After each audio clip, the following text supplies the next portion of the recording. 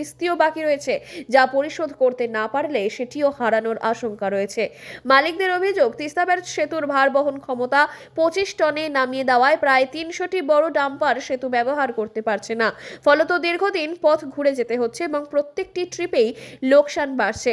ভার বহন ক্ষমতা 35 টনে উন্নীত করার দাবি জানিয়ে বহুদিন ধরেই আন্দোলন চলছে। ঘটনার পর হাসপাতালে যান ডাম্পার মালিক সংগঠনের উপদেষ্টা এবং তৃণমূল জেলা কমিটির সাধারণ সম্পাদক তমাল ঘোষ।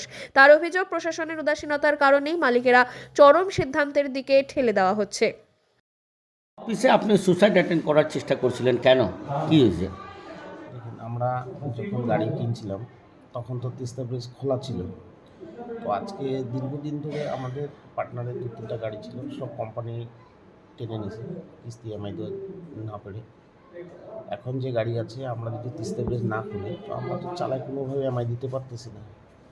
তার ভিতরে গাড়িটাই আমাদের সঙ্গে। এখন কোম্পানির যা চাপ, আমাদের অলরেডি কিস্তি বাউন্স আছে। আজকে যদি গাড়ি যেহেতু বন্ধ আছে উতলাবাড়িতে, সামনের মাসে যদি আমরা EMI দিতে না পারি তাহলে তো আমাদের গাড়ি কোম্পানি নিয়ে চলে যাবে। তো কী করবো, গাড়িটা যদি না থাকে, আমরা যত সম্পত্তি আছে সব বিক্রি করে আমরা গাড়ি কিনছি। এখন যদি আমরা গাড়ি চালান আছে, এখনও কোম্পানি আমাদের কাছে 25-30 লাখ টাকা করে একটা গাড়ির উপরে লোন পাবে। তো যদি সেটা আমরা শোধ করে কোম্পানি নিয়ে চলে যাবে, এইভাবে আর কী করবো আমরা। যদি কতদিন ধরে বন্ধ আছে? সে তো 3 মাস ধরে বন্ধ ছিল, সেহেতু আমাদের গাড়ি বন্ধই ছিল। তারপরে সে 1 মাস ধরে গাড়ি চলছিল, কিন্তু চাংলামান্দা চলায় তো আমাদের কোনো রকমই গাড়ি চলতেছে না। সেখানে যা রেট দেয় সেটা আমাদের ড্রাইভারের স্যালারি ছাড়ার অন্য কিছু হয় না। তো এই গজলডোবা থেকে কোনো গাড়ি যেতে দিচ্ছে না? দিচ্ছে না। দুই পাশে যদি গাড়ি যেত, আগে যেহেতু দুই পাশে গাড়ি চলতো, তাহলে আমাদের ওদলাবাড়িতে যা গাড়ি আছে সেটা দুভাগ হয়ে যেত, তো চাংলামান্দাও রেট ঠিক থাকতো। তো এখন যেহেতু তোমার হচ্ছে এক রুটে সবাই চাংলামান্দা গাড়ি চালাচ্ছে, তো চাংলামান্দাতে আমরা কোনোভাবে রেট পাচ্ছি না। আজকে যদি দুই দিকে গাড়িটা চলে তাহলে আমার ঠিক চাংলামান্দার রেটটা ঠিক থাকবে। সেখানে যদি 100টা গাড়ি উদলাবাড়িতে থাকে, 50টা যাবে। তো আজকে তোমার তিস্তা ব্রিজ বন্ধ হওয়ার কারণে সব গাড়ি চাংলামান্দা দিচ্ছে। আর চাংলামান্দা যা রেট দেয় তাতে একটা গাড়িতে 2000 টাকা করে আছে। সেটা দিয়ে আমরা কী করব? আপনি কি গাড়ির মালিক? হ্যাঁ। কয়টা গাড়ি আপনার? না, আমার নিজের নামে একটা আছে, আবার অন্য নামে যেগুলো ছিল তো সেটা কোম্পানিকে আমরা জমা দিয়ে দিয়েছি EMI চালাইতে না। আগে অলরেডি জমা দিয়েছেন একটা, এখন একটাই আছে। আপনার নাম? আচ্ছা, এখানে আমরা কিন্তু যখন তিস্তা ব্রিজ খোলা ছিল তখন গাড়ি কিনছি। তো আজকে আমরা অনেক সম্পত্তি, জায়গা জমি সব বিক্রি করে আমরা গাড়ি কিনছি।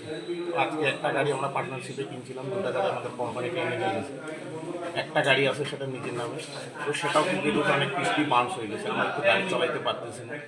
তো আজকে তিস্তা ব্রিজের কারণে চাংড়াবান্ধায় রেট হচ্ছে না। চাংড়াবান্ধায় যা রেট হয় তাতে আমাদের কোনোভাবে পোষাচ্ছে না। তো আমরা 2 মাস গাড়ি চলে একটা EMI দিতে পারছি। যদি তিস্তা ব্রিজ যদি আগে বন্ধ থাকতো তাহলে আমরা গাড়ি কিনতাম না। তিস্তা ব্রিজ যদি না খোলে, যে হিসাবে আমরা অনেক দিন ধরে এখানে ওখানে সব জায়গায় আমরা ডিপুটেশন দিচ্ছি, অনেক জায়গায় গেছি, কোনো সুবিধা পাইনি তিস্তা ব্রিজ খোলার জন্য।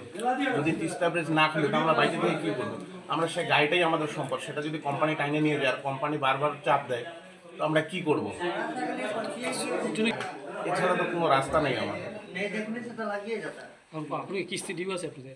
হ্যাঁ, কিস্তির ডিউ আছে। কি আমরা বলছে এদিক ওদিক থেকে তিস্তা ব্যারেজ কি বলছে? কিস্তি চালাই যাচ্ছি। তিস্তা ব্যারেজ কি বলছে? তিস্তা ব্রিজের এখানে আসি, তো সেনারা তো বলতেছে যে আমরা 25 টন থেকে 35 টন করতে পারবো। তিস্তা ব্রিজ না খুলে তাহলে আমরা গাড়ি চালাবো কী করে, আর EMI কী করে দিব? কোনো সদুত্তর দিল? সেকশন দেখতেছে। আপনার নাম? আগে যে আমরা আজকে একটা আন্দোলন করে সবাই তিস্তা ব্যারেজ অফিসে গেল, যাওয়ার উদ্দেশ্য ছিল যে আমাদের যে ব্রিজ যখন ভাঙা ছিল তখন এখান থেকে 80 টন, 90 টন, 100 টন সব গাড়ি যেত। তখন বলা হয়েছিল যে ব্রিজটা রিপেয়ারিংয়ের জন্য কিছুদিনের জন্য বন্ধ থাকবে। এখন ব্রিজটাকে নতুনভাবে বানানো হয়েছে, আর কীভাবে যে কাদের ইয়েতে এগুলো চক্রান্ত চলছে আমরা বুঝলাম না। যে এখন 25 টনের একটা বোর্ড ঝোলাই দিয়েছে, 12 চাকা গাড়ি। এইখানে যত আমাদের ডুয়ার্সের লোকজন সব এই গাড়ির উপরে নির্ভরশীল। কেউ কেউ এমন গরিব লোক আছে যারা ধন সম্পত্তি জমি বেচে দিয়ে গাড়ি নিয়ে, এখানে তো আর অন্য কোনো কাজকর্ম নাই। তো আমরা যারা এখানে গাড়ি ট্রাক অনার্স অ্যাসোসিয়েশনে যারা নেতৃত্ব আছি, এবং আমি নিজেও ট্রাকের মালিক, আমি এটা অনেক জায়গায় অনেক বড় বড় জায়গায় আমি বলেছি, পলিটিক্যালভাবেও আমি বললাম।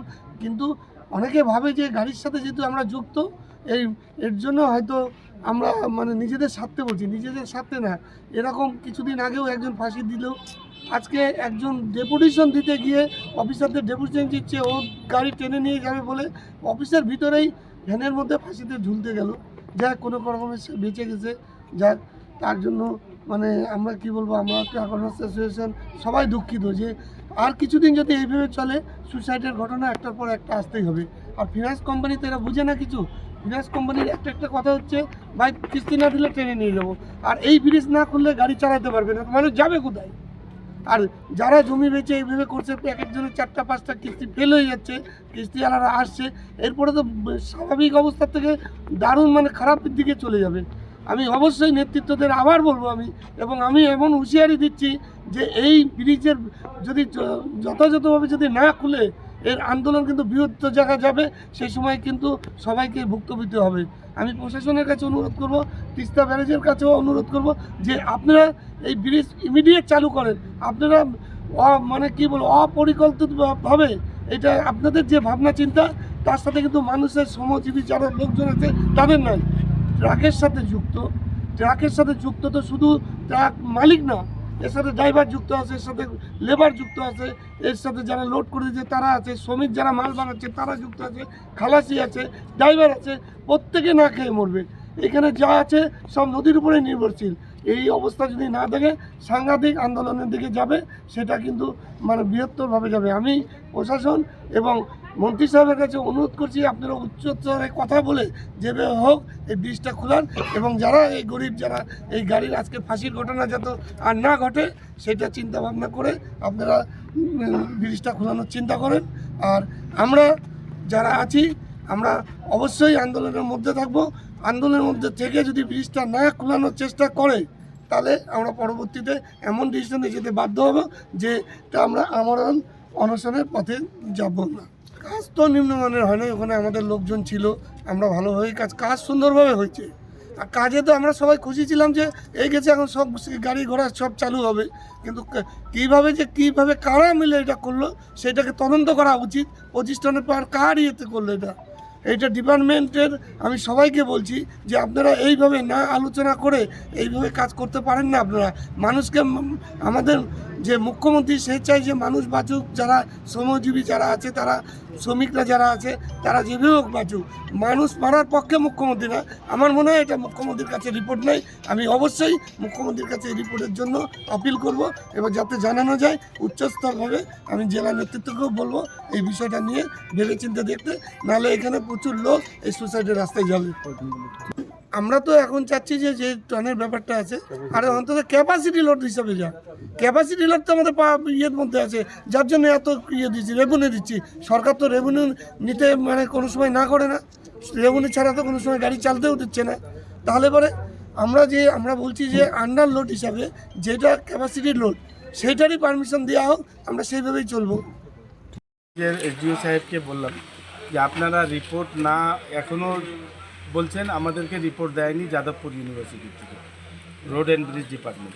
তো আমরা বললাম আপনারা চাচ্ছেনই না, তাহলে কী করে রিপোর্ট দেবে? আপনারা চাইলে রিপোর্ট দেবে ওনারা, কেন ওনারা যখন প্রিলিমিনারি রিপোর্ট দেয় 25 টনের, তো সেটার মধ্যে লেখা আছে যে কিছু দিনের জন্য টেম্পোরারি আপনারা 25 দিনে খুলে দেন, লেখা আছে। তার মানে কি কিছুদিন মানে কি, ওনারা তো 10 দিনে রিপোর্ট দিয়ে দিবে সেটা। কিন্তু আজকে 3 মাস হয়ে গেলে ব্রিজ খোলা, কিন্তু কোনো রিপোর্টের অপেক্ষায় ওনারা বসে আছেন, টাইট বসে আছেন, আর ওনারা কোনো হিলডুল নাই। আমাদের অসুবিধাটা ওনাদের বোঝা যাচ্ছে না। আজকে আমরা যখন এখানে ডেপুটেশন দিতে আসছি, আমাদের এক মালিক ধৈর্য হারিয়ে নিজের ফাঁসি দিতে, সুসাইড করার জন্য গেছে অফিসের ভিতরেই। তো আমরা সেটা আমাদের অন্য মালিকরা তাকে ধরে টরে কীভাবে এখন হসপিটাল নিয়ে গেছে, সুস্থ আছে, এখনো ঠিকই আছে। ফাঁসলা কি কোনো কিছু হলো? উনি বলেছেন আমি আমার ঊর্ধ্বতন কর্তৃপক্ষকে জানিয়েছি, আর আপনাদেরকে কালকে কি রিপোর্ট সেটা আমরা দেবো। আপনার নাম? আমার নাম শ্রবণ কুমার গুপ্তা। আমার রেজিগনেশন হচ্ছে president Dooars truck and tippers dumper association.